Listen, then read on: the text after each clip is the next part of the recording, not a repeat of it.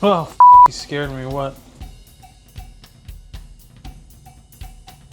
Hey Siri, what is the menu description for the fork, knife, and spoon grilled cheese at Mythos? The greatest theme park restaurant in the world by Theme Park Insider. Oh yeah. Hello everybody and welcome to Cooking with the Land from the Theme Park Test Kitchen. And today we are going to be recreating the famous, and at the time, as my server told me, viral fork, knife, and spoon grilled cheese. Gonna have some nice B-roll here of the finished product. So one of the best dishes you could possibly get at Mythos, and enjoy it while you can because it's gonna be closing soon. I went there recently for the first time ever. It was one of the best 3-course meals I've had in a theme park. Everything about it was great. So I wanted to recreate it knowing that it's gonna be gone forever. It's one of my favorite theme park dishes. So that's why we got some fresh vine-ripe tomatoes, as it says on the actual menu description. Got an onion, fingerling potatoes, some garlic, and cheese. There's a couple of other ingredients that we're gonna go through, and it's super easy to make at home.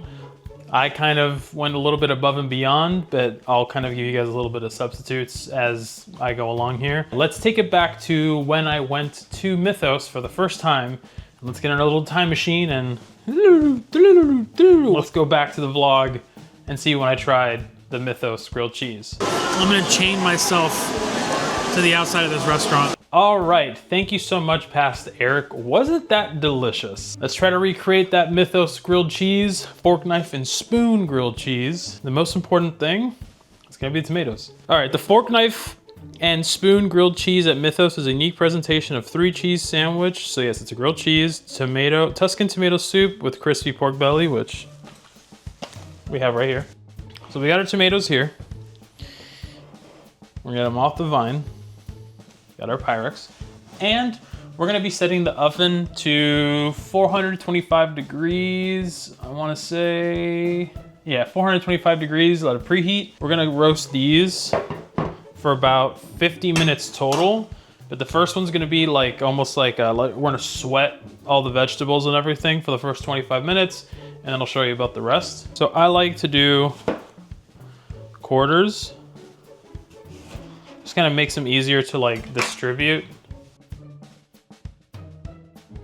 While I'm chopping these vegetables, I should talk about the history of Mythos. Basically, Mythos, which is scheduled to be closed and demolished in 2027, was regarded as the best theme park restaurant in the world by Theme Park Insider. Mythos was the flagship fine dining experience at Universal Islands of Adventure when it first opened.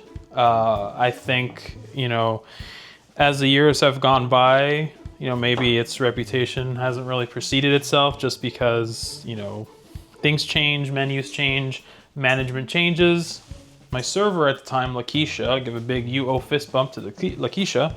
She had actually given me the pamphlet, which gives you the description of the lore.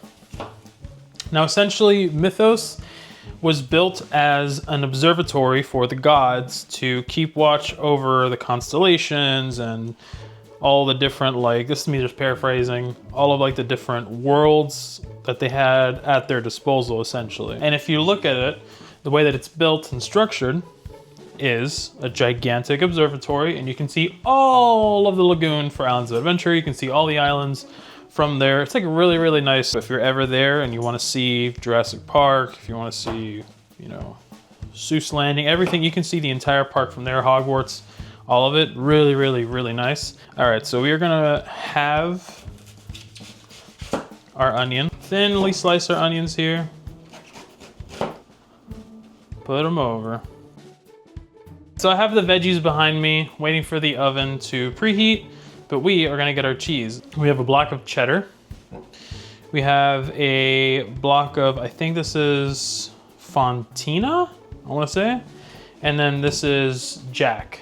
Essentially, the 3-cheese blend in the Mythos fork, knife, and spoon grilled cheese is a 3-cheese blend of cheddar, Jack, and the Fontina. And then they use a Parmesan to shave as a garnish or as a finishing cheese. You can grate it, you can shave it, whatever you want. Now this is my favorite part of the recipe. Because everybody knows when you're doing cheese, somebody has to pay the cheese tax. Cheese, cheese, cheese. So this is actually my second time making this. Like I said, this is the theme park test kitchen, and I tried making it last week. It was very, very successful. I took a couple of creative liberties with it last week. I kind of did some things, like instead of using the Parmesan shavings at the end, I wanted to try a more Greek-inspired approach and actually did feta. And it actually really worked. It had like a nice like tang to it. I am just going to thinly slice some potatoes and put them here on a piece of paper so that they dry off. But yeah, you want to take this side and just kind of, almost like a mandolin.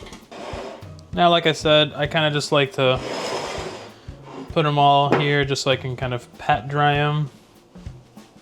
Let them dry off so when I'm ready to put them in the fryer oil. So let's go ahead and fry our potatoes, and then we'll go ahead and do the rest.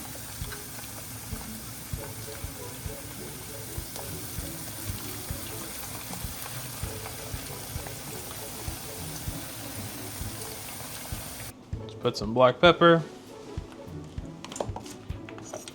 There is a seasoning. If you have a Trader Joe's near you, you can find this. Definitely get this. If not, you can just use oregano, it doesn't matter. Now, once these are golden brown, you want to take them out of the fryer. All right. Well, now you have your fingerling potatoes. Do a crunch test. I'm gonna do another one. I'm gonna do another one.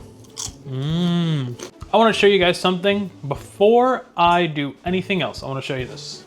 This right here, not necessary, but if you want to elevate, then do. Something that they don't describe in the actual Mythos menu description is the basil finishing oil that they put, or obviously the stock. Now, obviously, as you know, every great soup base is made with stock.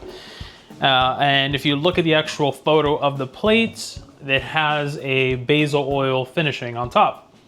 Now, funny enough, Universal actually put out a recipe for this. I didn't really follow that specific recipe. I made my own thing with it. I was inspired by it, but I kind of took my own way. Basil finishing oil, chicken stock. You can just go ahead and buy, I'm pretty sure they sell basil oil anywhere. I mean, why wouldn't they make a killing? And obviously you can buy chicken stock anywhere you want. However, I wanted to go ahead and try to make my own because that's what we did at the restaurants. We would come in 4 or 5 hours earlier than the service would start, and we'd make everything ahead of time, and then we would use it for that's night dishes.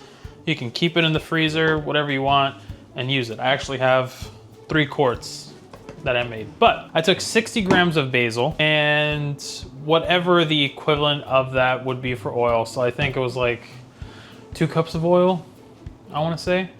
But I separated the basil from the branches. I blanched both of them. Obviously the branches or the stems for longer than the actual leaves.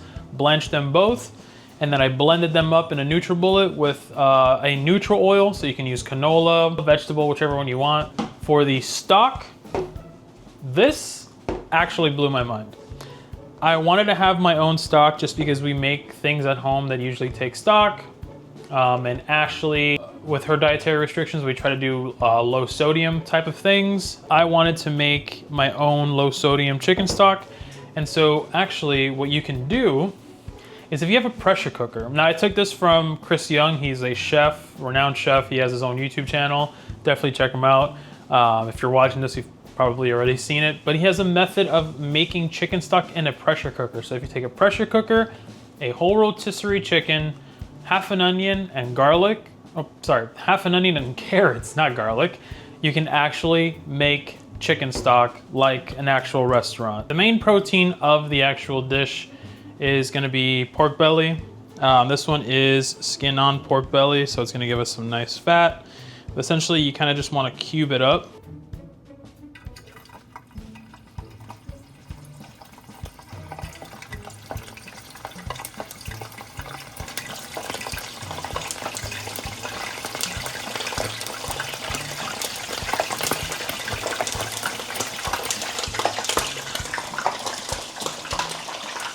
Ah, shit. Ah, fuck. No, can you see it? Yeah, that shit went blah. We have our chicharrones. And you want to make sure, take them out when they're nice, golden, bubbly, crispy. We're gonna take a cup and a half of the heavy whipping cream. I'm only gonna do like half of like a whole cup. Maybe a little bit more. I'm just gonna do a whole cup in the first batch. Yeah. Pop that in there. We're also gonna take a cup of the chicken stock. Get that in there, nice emulsifier. We're gonna scoop our tomatoes in there. I don't want it too tight because the last time I did this, I made this so tight, I had to spend an hour trying to take it apart.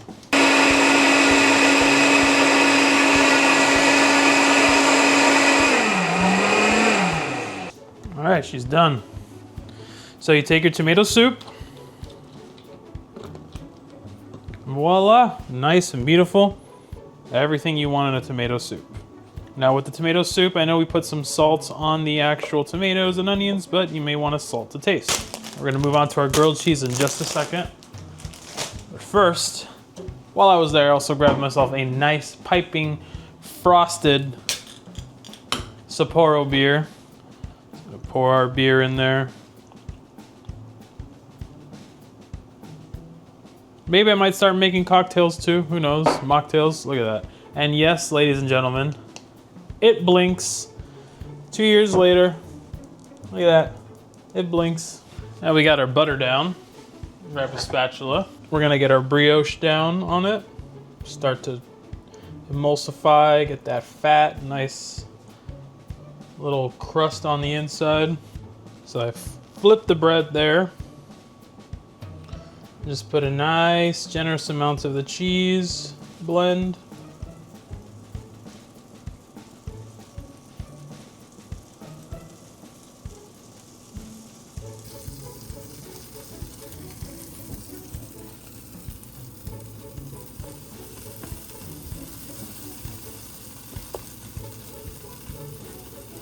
Put it all together. Now quickly you gotta start plating. That's what it's called, right? Chiffonade? When you make them like super, super tiny. Nice like chunked pieces like that.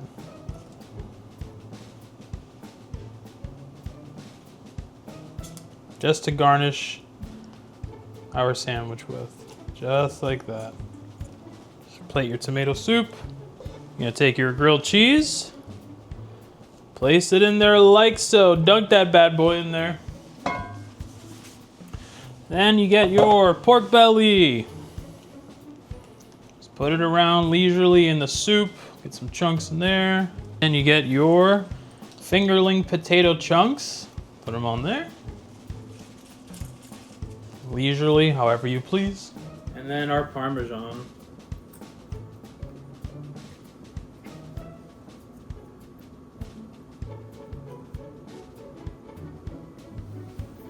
Some chives going in there.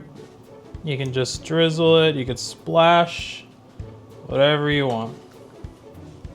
And there you go. Fork, knife, and spoon grilled cheese from Mythos. Oh, that's good. Part of the reason why I like doing the vine ripe tomatoes is I like the earthy, like pure tomato taste it gives. You can use Campbell's, you can use whatever tomato soup you want, honestly. It doesn't have to be ridiculous or really complicated. Oh yeah. I know I didn't look it, but it's so easy to make and it is so hearty and so good. Oh yeah. Yeah, I'm gonna go enjoy the rest of this. I love you guys. Thank you so much for watching. Crunch test. Yeah. Thank you so much for watching. If you guys want me to make more cooking videos of your favorite theme park foods, please let me know down below. If you have any recipes that you are requesting, please let me know down below. I have a couple that I'm thinking of. We'll see. But if you guys want to see more of this, let me know. I love you all. Thank you so much for watching, and I'll see you on the next one. Bon appetit.